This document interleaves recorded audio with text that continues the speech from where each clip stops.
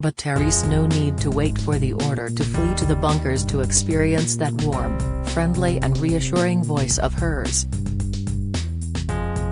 All of that, and the poet's brilliance with words is available in Channel 5's new documentary The Cotswolds and Beyond with Pam Ayres, a gentle but informative journey through some of the most beautiful and relaxing landscapes in Britain. Not that warm, reassuring, gentle and relaxing are words that readily sprang to Pam's mind when she was filming the six-parter. Some of what was endured was anything but. It was the most terrifying experience I've ever had, Pam shudders, recalling her stint driving a steam engine on the Dean Forest Railway in Gloucestershire. The crew, Kieran and Harry, were gorgeous and friendly, but I was panic-stricken, with this huge, fiery furnace at my feet and the deafening steam whistle sounding in my ear. I was desperate to get away, but had to endure it, even though all my instincts were telling me to flee. Pam felt trapped again when she stepped deep into the ruins of the Roman amphitheatre on the edge of Cirencester, also in Gloucestershire. It was just creepy, remembering how people, in Roman times, would have been imprisoned, down there, or fighting somebody, with no chance of escape. It wasn't a nice feeling. And the Pitville pump room in Cheltenham wasn't much better.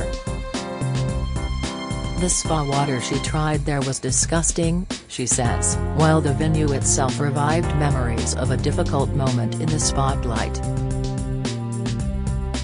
I gave a performance there many years ago, and because of the domed ceiling the sound quality from my radio microphone was terrible and there were people shouting, "We can't hear you." It was harrowing, a disaster. All of which might suggest she didn't have a particularly happy time filming The Cotswolds and Beyond, but she regards the above as occupational hazards. Pam, who found fame on TV talent show Opportunity Knocks in 1975, says, "I wasn't sure I was doing the right thing or not when I was asked to film the previous series, The Cotswolds with Pam Ayres, but I thoroughly enjoyed filming that and this one too. It has been a big departure for me. It's not the kind of work I've done much of, and it's meant being part of a team, which is not something I'm used to.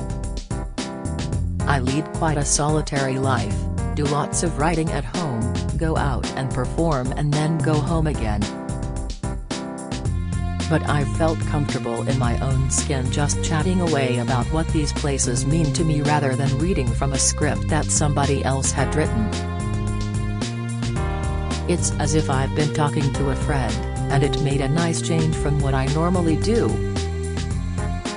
Just don't ask me to drive another steam engine," she laughs. "Never ask me to do that again." Pam, who is married to theatre producer Dudley Russell and has 2 adult sons, was in makeup shortly before 2 a.m. on a misty morning, getting ready to film dawn breaking across Stonehenge in the first episode, an experience she describes as overwhelming.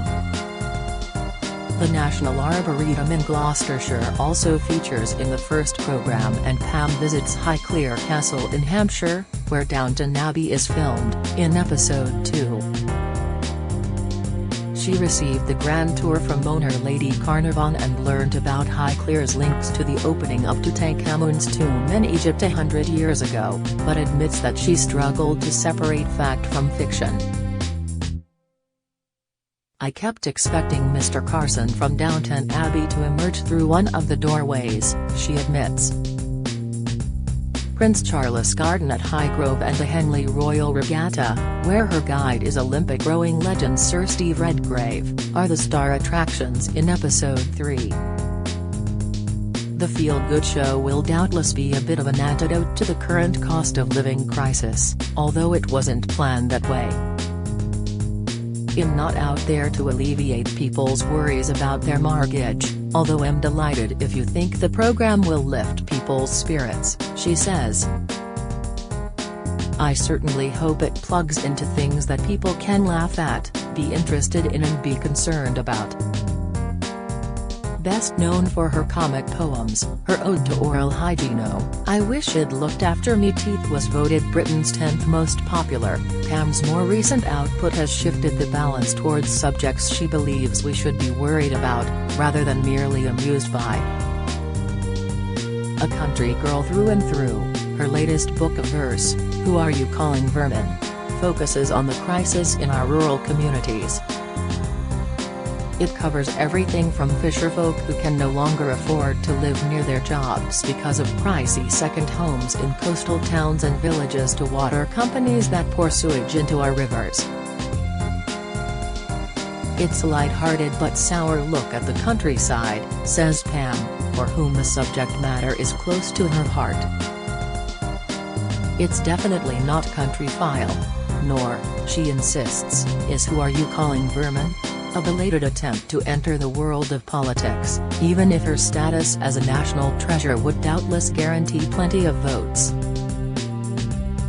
"I do feel more confident about voicing my feelings as I get older," says Pam, 75, and Who Are You Calling Vermin? Is certainly quite a political document from someone whom people probably regard as happy-go-lucky and who can knock out a bit of verse that will make them smile. But politics? I look around and I despair, but I don't think I've got what it takes. Am certainly not a tub thumper. Am happy to snipe from the sidelines. Pam, who recently described herself as an ancient monument on Twitter, says she has limited ambitions, now that she's halfway through her 8th decade. "I would like there to be a musical version of Who Are You Calling Vermin? I believe it would make a good show, but that's about it. I feel very happy and very lucky as I am.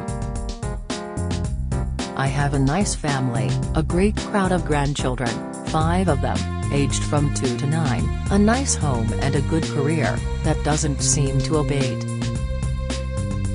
I hope I can carry on writing, I wouldn't want to stop, so I hope my health doesn't deteriorate to the point where I can't do that anymore because I get a huge amount of satisfaction from it." Pam worries about the kind of world her grandchildren will inherit. She fears it will be congested and polluted, and it's not by chance that the subjects of conservation and recovery feature prominently in the Cotswolds and beyond. She delights in seeing water voles, one of Britain's most endangered species, making a comeback at Letcombe Brook, in the Cotswolds, in episode 1, and later in the series she visits the Vale Wildlife Hospital in Tewkesbury to meet volunteers helping poorly and injured hedgehogs, another threatened species, return to the wild. Much of the 3rd episode is devoted to Pam's visit to Highgrove, where Prince Charles talks at length about how sustainability is at the heart of everything he does, at his magnificent home.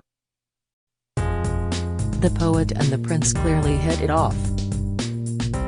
"We had a nice chat, and a laugh. I always go to the restaurant at Highgrove at Christmas for a meal with friends, and Prince Charles asked me what the food was like there and I told him it was fit for a prince. It was actually the 2nd time we had asked if we could film at Highgrove, after being knocked back before Series 1.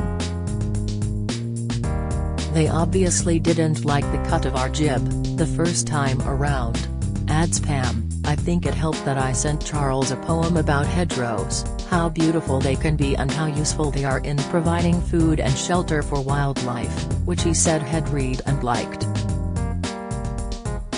Perhaps he thought my heart was in the right place, perhaps that's why he let us in this time."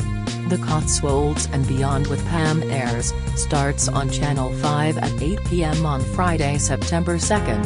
Who Are You Calling Vermin? Published by Ivory Publishing, will be available from September 8.